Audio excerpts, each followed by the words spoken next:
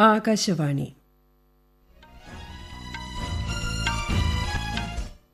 നമസ്കാരം. വാർത്തകൾ വായിക്കുന്നത് ബിന്ദു.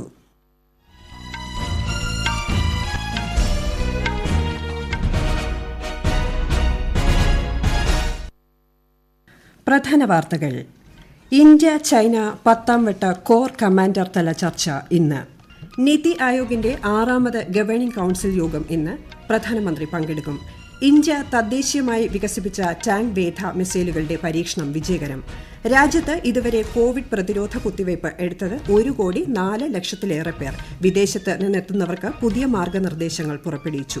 അമേരിക്ക വീണ്ടും പാരീസ് കാലാവസ്ഥാ ഉച്ചകോടി കരാറിന്റെ ഭാഗമായി മെക്സിക്കോ അതിർത്തി തുറന്നു. വാർത്തകൾ വിശദമായി. ഇന്ത്യ ചൈന 10ാം വട്ട സൈനികതല ചർച്ച ഇന്ന് നടക്കും. ഇരുപക്ഷത്തെയും കോർ കമാൻഡർമാർ ചർച്ച നയിക്കും. രാവിലെ 10-ന് ചുഷൂൾ മോൾഡോ അതിർത്തിയിൽ ചൈനീസ് ഭാഗത്താണ് ചർച്ച. 1ാം ഘട്ട സേനാ പിന്മാറ്റം പൂർത്തീകരിച്ച സാഹചര്യത്തിലാണ് കൂടിക്കാഴ്ച. ഇന്ത്യയുമായി മികച്ച രീതിയിൽ ആശയവിനിമയം നടത്തിവരികയാണെന്നും ഇരു രാജ്യത്തെയും ജനതാൽപര്യം കണക്കിലെടുത്ത് അയൽ രാജ്യങ്ങൾ ആരോഗ്യകരമായ ബന്ധം സൂക്ഷിക്കേണ്ടതുണ്ടെന്നും ചൈനീസ് വിദേശകാര്യ വക്താവ് ഹുവ ചുന്യാങ് മാധ്യമങ്ങളോട് പറഞ്ഞു. നീതി ആയോഗിന്റെ 6ാമത് ഗവേണിംഗ് കൌൺസിൽ യോഗത്തിൽ പ്രധാനമന്ത്രി നരേന്ദ്രമോദി അധ്യക്ഷത വഹിക്കും. രാവിലെ വീഡിയോ കോൺഫറൻസിംഗ് മുഖേനയാണ് യോഗം ചേരുക. കൂടുതൽ വിവരങ്ങളുമായി ആമിന നജ്മ.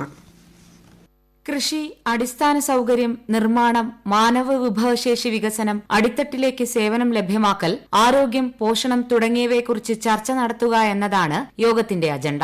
വകുപ്പ് തലത്തിലും ആഭ്യന്തരതലത്തിലുമുള്ള വിഷയങ്ങൾ പരസ്പരം ചർച്ച ചെയ്യാനുള്ള അവസരമാണ് ഗവേണിംഗ് കൌൺസിൽ പ്രദാനം ചെയ്യുന്നത്.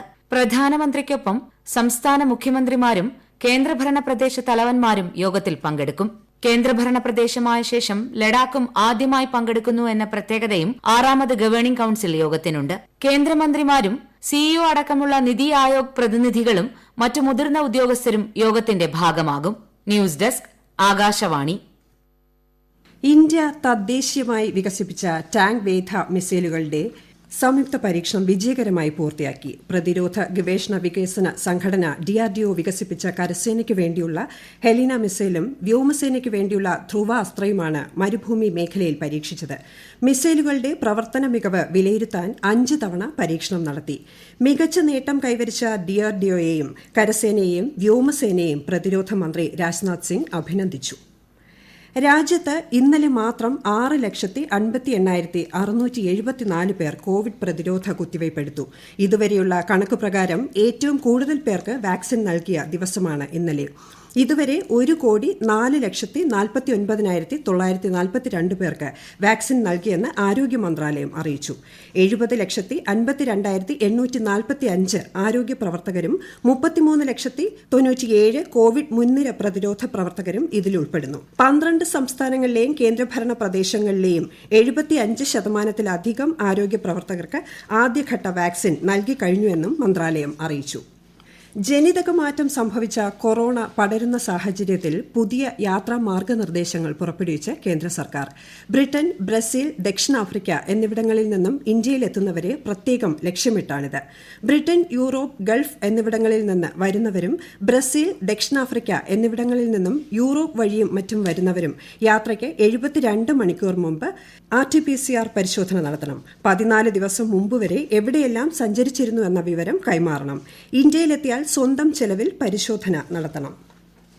ഈ വാർത്തകൾ ആകാശവാണിയിൽ നിന്ന്. കൊറോണ ആശങ്കയല്ല, ജാഗ്രതയാണ് വേണ്ടത്. കേന്ദ്ര ആരോഗ്യ മന്ത്രാലയം പുറപ്പെടുവിക്കുന്ന നിർദ്ദേശങ്ങൾ. ജനങ്ങൾ കൂട്ടം കൂടുന്നത് ഒഴിവാക്കുക. ഇടയ്ക്കിടെ കൈകൾ സോപ്പും വെള്ളവും ഉപയോഗിച്ചോ സാനിറ്റൈസർ ഉപയോഗിച്ചോ വൃത്തിയാക്കുക. നിർബന്ധമായും മാസ്ക് ധരിക്കുക. പനിയോ ചുമയോ ശ്വാസതടസ്സമോ തുടരുന്ന സാഹചര്യത്തിൽ വൈദ്യസഹായം തേടുക. കൊറോണയെ സംബന്ധിച്ച വിവരങ്ങൾക്ക് ആരോഗ്യ മന്ത്രാലയത്തിന്റെ 1075-ലും ദിശയുടെ 1056-ലും ബന്ധപ്പെടാം. ഡിജി ലോക്കർ സംവിധാനത്തിലൂടെ രാജ്യത്തുടനീളം പാസ്പോർട്ട് സേവനങ്ങൾ ലഭ്യമാക്കുന്ന പദ്ധതിക്ക് കേന്ദ്ര സഹമന്ത്രി വി മുരളീധരൻ തുടക്കം കുറിച്ചു. വ്യക്തിഗത രേഖകൾ ഡിജി ലോക്കർ സംവിധാനത്തിൽ ഉൾപ്പെടുത്തിയിട്ടുള്ളവർക്ക് പാസ്പോർട്ട് സേവനങ്ങൾക്കായി യഥാർത്ഥ രേഖയ്ക്കു പകരം അവയുടെ ഡിജി ലോക്കർ ലിങ്ക് നൽകിയാൽ മതി. പാസ്പോർട്ട് സേവനങ്ങൾ ഡിജിറ്റൽ സംവിധാനത്തിലൂടെ പേപ്പർ രഹിതമാകുമെന്ന് മന്ത്രാലയം വ്യക്തമാക്കി. 4 ദിവസത്തെ ഔദ്യോഗിക സന്ദർശനത്തിനായി ഇന്നലെ ലക്ഷദ്വീപിലെത്തിയ കേന്ദ്രമന്ത്രി പ്രകാശ് ജാവ്ദേക്കർ ഇന്ന് സുഹൈലി ചെറിയകര ദ്വീപ് സന്ദർശിക്കും. ദ്വീപിലെ സമുദ്ര വന്യജീവി സംരക്ഷണ സേനയിലെ പ്രവർത്തകരുമായി കൂടിക്കാഴ്ച നടത്തും. ദ്വീപിലെ ദേശാടന കിളികളുടെ സംരക്ഷണ മേഖല അദ്ദേഹം സന്ദർശിക്കും. ഉച്ചയോടെ കവരത്തിയിലേക്ക് മടങ്ങും. ലക്ഷദ്വീപ് വനം പരിസ്ഥിതി വകുപ്പിന്റെ കീഴിൽ സ്ഥാപിതമായ അടൽ പര്യാവരൺ ഭവന്റെ ഉദ്ഘാടനം ഇന്നലെ കവരത്തിയിൽ കേന്ദ്രമന്ത്രി നിർവഹിച്ചു. അമേരിക്ക വീണ്ടും പാരീസ് കാലാവസ്ഥാ ഉച്ചകോടി കരാറിന്റെ ഭാഗമായി. അമേരിക്കൻ വിദേശകാര്യ സെക്രട്ടറി ആന്റണി ബ്ലിങ്കൻ ട്വിറ്ററിലൂടെയാണ് ഇക്കാര്യം അറിയിച്ചത്. കാലാവസ്ഥാ പ്രതിസന്ധിക്കെതിരായ യോജിച്ച പോരാട്ടം തുടരുമെന്നും പാരീസ് ഉച്ചകോടി കരാർ പ്രകാരം കാർബൺ ബഹിർഗമനം കുറച്ചുകൊണ്ടുവരാനുള്ള നടപടികൾ അമേരിക്ക ആരംഭിച്ചു കഴിഞ്ഞെന്നും അദ്ദേഹം അറിയിച്ചു. അമേരിക്കയെ വീണ്ടും പാരീസ് ഉടമ്പടിയുടെ ഭാഗമാക്കാൻ അധികാരമേറ്റ ജനുവരി 20 തന്നെ പ്രസിഡന്റ് ജോ ബൈഡൻ ഉത്തരവിറക്കിയിരുന്നു. കഴിഞ്ഞ വർഷമാണ് അമേരിക്ക ആഗോള കരാറിൽ നിന്നും ഔദ്യോഗികമായി പുറത്തുപോയത്.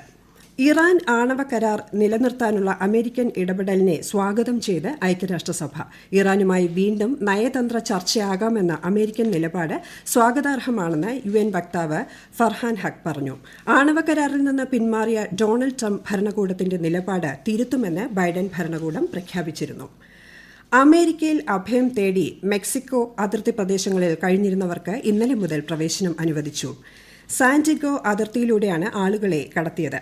മുൻഗാമി ഡൊണാൾഡ് ട്രംപ് നടപ്പാക്കിയ കുടിയേറ്റ വിരുദ്ധ നയം പ്രസിഡന്റ് ജോ ബൈഡൻ തിരുത്തിയതിന്റെ അടിസ്ഥാനത്തിലാണ് അഭയാർത്ഥികളെ അമേരിക്ക സ്വീകരിക്കുന്നത്. വിസ സൌകര്യങ്ങൾ ഒരുക്കുന്നതിനും തുകൽ സാങ്കേതികവിദ്യ കൈമാറ്റത്തിനും അടക്കം 2 കരാറുകളിൽ ഇന്ത്യയും എത്യോപ്യയും ഒപ്പുവച്ചു. വിദേശകാര്യമന്ത്രി എസ് ജയശങ്കർ, എത്യോപ്യ ഉപപ്രധാനമന്ത്രി ഡിമെക് മെക്നൻ ഹെസിൻ എന്നിവരുടെ സാന്നിധ്യത്തിലാണ് കരാർ ഒപ്പിട്ടത്. 4 ദിവസത്തെ ഇന്ത്യൻ സന്ദർശനത്തിനെത്തിയതാണ് എത്യോപ്യൻ ഉപപ്രധാനമന്ത്രി. വടക്കൻ കശ്മീരിൽ ലഷ്കർ ഇ തൈബ ഭീകര സംഘടനയുമായി ബന്ധമുള്ള 2 പേരെ ജമ്മുകശ്മീർ പോലീസ് അറസ്റ്റ് ചെയ്തു. ബന്ദിപ്പോറയിൽ പാപ്പാചാൻ ബന്ദിപ്പോര പാലത്തിന് സമീപമാണ് ഇവർ പിടിയിലായത്. ബന്ദിപ്പോറയിൽ സുരക്ഷാ സേനയ്ക്ക് നേരെ നടന്ന ഗ്രനേഡ് ആക്രമണത്തിലടക്കം ഇവർക്ക് പങ്കുള്ളതായി കരുതുന്നു. രാജ്യത്തെ ബാങ്കുകളിൽ ലോക്കർ സംവിധാനം കൈകാര്യം ചെയ്യുന്നതിന് 6 മാസത്തിനകം ഏകീകൃത മാർഗനിർദ്ദേശം ഇറക്കണമെന്ന് റിസർവ് ബാങ്കിനോട് സുപ്രീംകോടതി. ഓരോ ബാങ്കും ഓരോ രീതിയിൽ ലോക്കർ കൈകാര്യം ചെയ്യുന്നത് ശരിയല്ലെന്ന് ജസ്റ്റിസുമാരായ മോഹൻ ചന്ദനഗൌഡർ, വിനീത് ശരൺ എന്നിവർ നിരീക്ഷിച്ചു. ഉപഭോക്താവിന്റെ കുടിശ്ശിക ഈടാക്കാൻ ലോക്കർ തുറക്കുന്ന ബാങ്ക് നടപടി ചോദ്യം ചെയ്ത ഹർജിയാണ് പരിഗണിച്ചത്. അഴിമതി തുടച്ചു നീക്കുക എന്ന ലക്ഷ്യത്തോടെ സംസ്ഥാന സർക്കാർ ആരംഭിച്ച ജനജാഗ്രതാ പോർട്ടലിന് തുടക്കമായി. പോർട്ടൽ വഴി ജനങ്ങൾക്ക് അഴിമതിക്കെതിരെ പരാതി നൽകാം. വെബ്സൈറ്റിൽ എല്ലാ വകുപ്പുകളുടെയും പേരും ഉദ്യോഗസ്ഥരുടെ വിവരവും ഉണ്ടാകും. ഏതു വകുപ്പിൽ ഏതു തലത്തിൽ അഴിമതി നടന്നാലും അറിയിക്കാൻ സാധിക്കും. കോവിഡ് സാഹചര്യത്തിൽ സർക്കാർ IT പാർക്കിലെ കമ്പനികൾക്കും സ്ഥാപനങ്ങൾക്കും ഇളവ് അനുവദിച്ച് സർക്കാർ ഉത്തരവായി. 25,000 ചതുരശ്ര അടി വരെ സ്ഥലം ഉപയോഗിക്കുന്ന ITES കമ്പനികൾക്ക് 10,000 ചതുരശ്ര അടി വരെയുള്ള സ്ഥലത്തിന് 2020 ഏപ്രിൽ, മെയ്, ജൂൺ മാസങ്ങളിലെ വാടക ഒഴിവാക്കി. ബാക്കി സ്ഥലത്തിന്റെ കാര്യത്തിൽ നേരത്തെ അനുവദിച്ച മൊറട്ടോറിയം ബാധകമാകും. മധ്യപ്രദേശിലെ 47ാമത് ഖജുരാഹോ നൃത്തോത്സവം ഈ മാസം 20 മുതൽ 26 വരെ നടക്കും. ഒരാഴ്ച നീണ്ടുനിൽക്കുന്ന ഉത്സവം 44 വർഷങ്ങൾക്കു ശേഷം ക്ഷേത്രവളപ്പിനുള്ളിൽ നടക്കുന്നുവെന്ന പ്രത്യേകത ഇത്തവണയുണ്ട്. ലോകപ്രശസ്ത വിനോദസഞ്ചാര കേന്ദ്രങ്ങളിലൊന്നാണ് ഖജുരാഹോ. കോവിഡ് വ്യാപനം ചെറുക്കാൻ കർശന നിയന്ത്രണം ഏർപ്പെടുത്തി മഹാരാഷ്ട്ര. വിദർഭ മേഖലയിലെ നിരവധി ജില്ലകളിൽ 5 പേരിൽ കൂടുതൽ കൂട്ടം ചേരുന്നതും രാത്രിയാത്രയ്ക്കും വിലക്ക് ഏർപ്പെടുത്തി. കേരളത്തിൽ ഇന്ന് വ്യാപകമായി മഴ പെയ്യാൻ സാധ്യതയെന്ന് കാലാവസ്ഥാ കേന്ദ്രം അറിയിച്ചു. വയനാട് ഒഴികെയുള്ള ജില്ലകളിൽ മഴ പെയ്തേക്കുമെന്ന് മുന്നറിയിപ്പുണ്ട്. എറണാകുളം, കോട്ടയം, ഇടുക്കി, ആലപ്പുഴ ജില്ലകളിൽ നാളെ മഴയ്ക്ക് സാധ്യതയുണ്ട്. പ്രധാന വാർത്തകൾ വീണ്ടും. ഇന്ത്യ ചൈന 10ാം വട്ട കോർ കമാൻഡർ തല ചർച്ച ഇന്ന്. നീതി ആയോഗിന്റെ 6ാമത് ഗവേണിംഗ് കൌൺസിൽ യോഗം ഇന്ന്. പ്രധാനമന്ത്രി പങ്കെടുക്കും.